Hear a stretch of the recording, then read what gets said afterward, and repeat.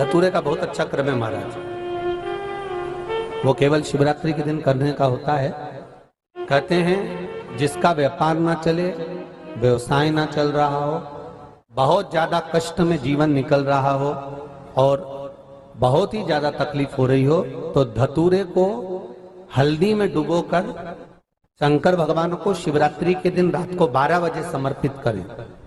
उस धतूरे को वापस उठा लाएं 5-10 मिनट के बाद, श्री शिवाय नमस्तुभ्यम बोलकर लाल कपड़े में उसको बांधकर व्यापार वाली जगह में कहीं पर भी उसको बांध दिया जाए। व्यापार पीछे नहीं हटता, व्यापार अग्रण्य भाव में बढ़ता चले जाता है। महाराज उस धतूरे को केवल परंतु शिवरात्रि के दिन रात को 12 बजे ही किया जाए,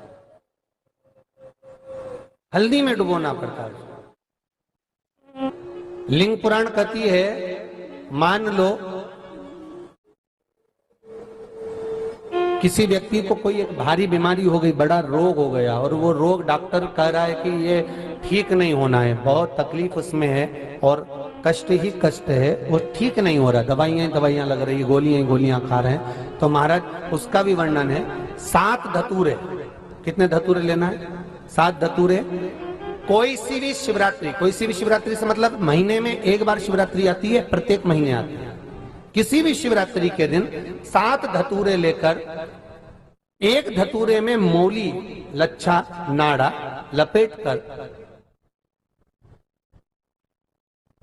चंद्रमौली भगवान का स्मरण कर उस मौली को लपेटकर 6 धतूरे में हल्दी लगाकर शंकर भगवान की जो जलाधारी है, जलाधारी में आपको पहले भी वर्णन किया है,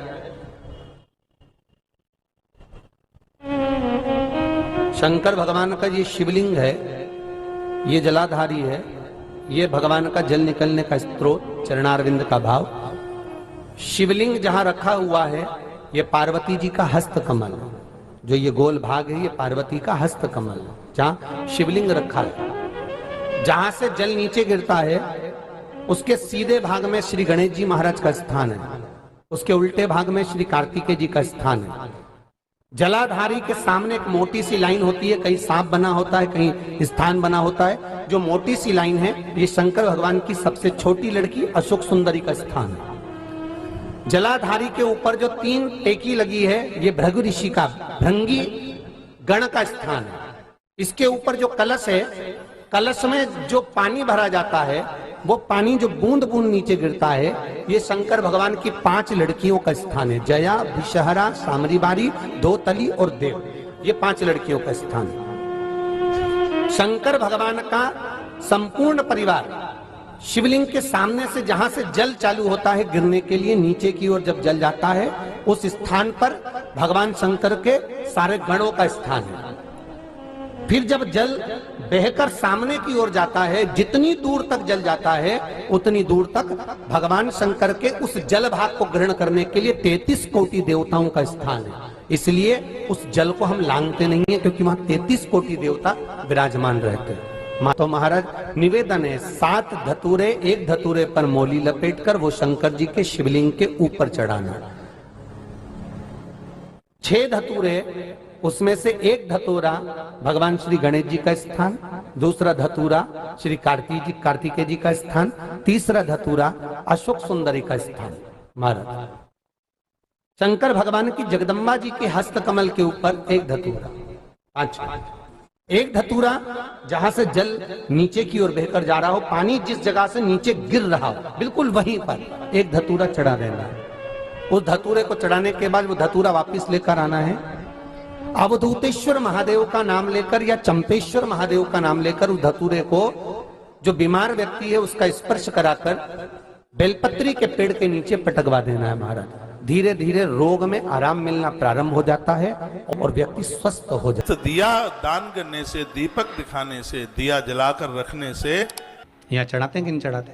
चढ़ाते हैं। शिवरात्रि के दिन बेर चढ़ाने का बड़ा महत्व है और शिवरात्रि पर चढ़ा हुआ वो बेर उठाकर ले आइए और उस बेर को उठाकर रख लीजिए।